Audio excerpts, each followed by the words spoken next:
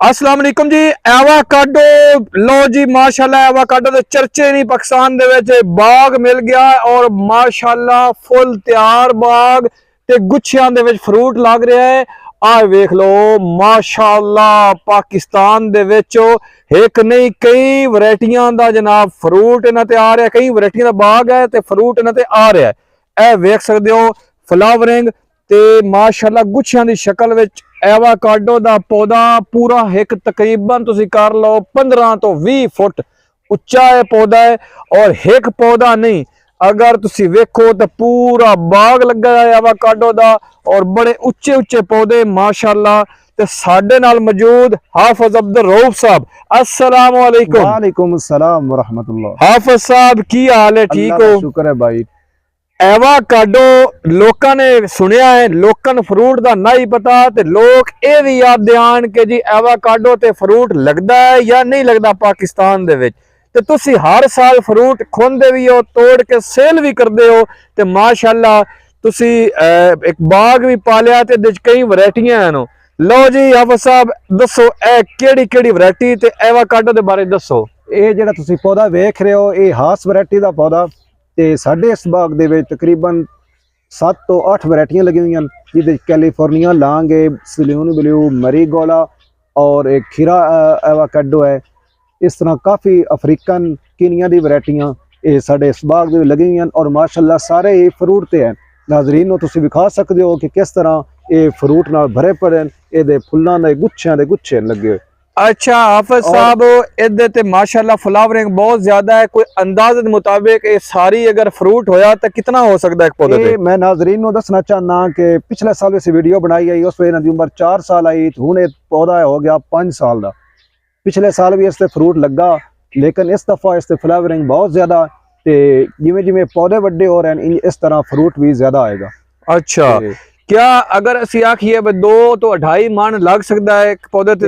ये फुल्लां तो अंदाजा ऐसे ला सकते हैं कितना फ्रूट हो सी। अगो अल्लाह का काम है कि फुल्लां ते कितना फ्रूट आंदा वो भी नाजरीन नूं विखा दिसांगे महीने तो बाद इस वीडियो बनानी है। मैं सुनिया है कि कुछ दोस्त आते हैं कि साडे कोल कोई वैरायटियां दे हुंदे ते फ्लावरिंग आउंदी ते फ्लावरिंग तो ढह जांदी ते फल लगदे ही कोई नहीं, ओ दी के वजह? नहीं साडे कोल ते पता है तुहानूं पिछली बारी तुसी वीडियो बनाई है ते तुसी विखाया नाजरीन नूं कि कितना उत्ते फ्रूट आ। इन्हां ते माशाल्लाह फ्रूट बड़ा हुंदा, लेकिन थोड़ी सी गलती कर पांदे आ, फ्लावरिंग दे विच असीं पानी ला दिंदे आ जिसकी वजह तो ये पूरा फल नहीं बनता।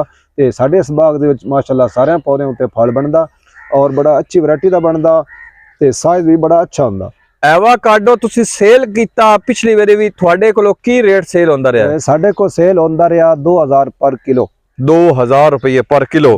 ते थोड़े को लैके जेडे अग्गा बेचदे ने की रेट बेचदे हो? सानू अग्गा 2500 3000 तक माशाल्लाह चेक कर सकते हैं। आजकल भी 3000 3500 का किलो फरोख्त हो रहा।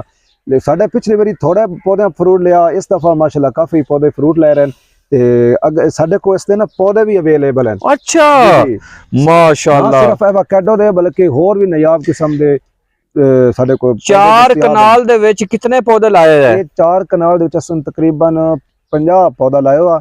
एवाकाडो दा ते विच एक अमरूद भी लाया हुआ इनु माहौल देने वास्ते, वो तकरीबन 50 पौधा अमरूद दा भी है। लो जी नाल ही अमरूद लगा है माशाल्लाह, क्या बात है। अच्छा एवाकाडो थोड़ा अमरूद भी हो रहा है, एवाकाडो भी हो रहा है? अमरूद भी हो रहा है, एवाकाडो भी हो रहा है और एवाकाडो नूं एक ठंडा माहौल भी मिलेगा क्योंकि गर्मी में थोड़ा जा इहदा हिसाब नहीं रहिंदा, इस वास्ते अमरूद ला के असीं थोड़ी ठंडक भी दित्ती हुई। एवाकाडो दा पौधा किस मौसम च लगदा है? एवाकाडो दा मौसम तो तकरीबन पूरा साल होंदा, लेकिन सब तो बेहतरीन मौसम इसदा सितंबर तो अक्तूबर नवंबर होंदा, उदों जनवरी फरवरी होंदा।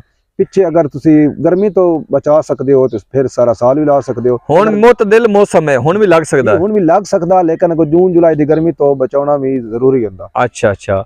ते सर जी ओदे विच इनु अगर बना कोई जंतर वगैरह सड़ना ला लईए तो फिर ठीक है? वो ला दियो, मकई ला दियो या कोई सबज कपड़ा ला दियो तो बिल्कुल पौधा कामयाब हो सकदा। अगर किसी पौधे चाहिए होन तो साडे कोल पौधे अवेलेबल हैं। ते फल किस मौसम च आंदा है? इस दे फल जुलाई अगस्त सितंबर अवेलेबल 3 महीने थोड़े को फ्रूट अवेलेबल होंदा है। Fruit available. लो जी आप साहब अपना एड्रेस दे दियो, फोन नंबर दे दियो। रेहान नर्सरी फार्म, डेरा बसीरा, छन्नी ताजा रेहान, नवसियाल मोड़, सरगोदा, 0321 666 46 25।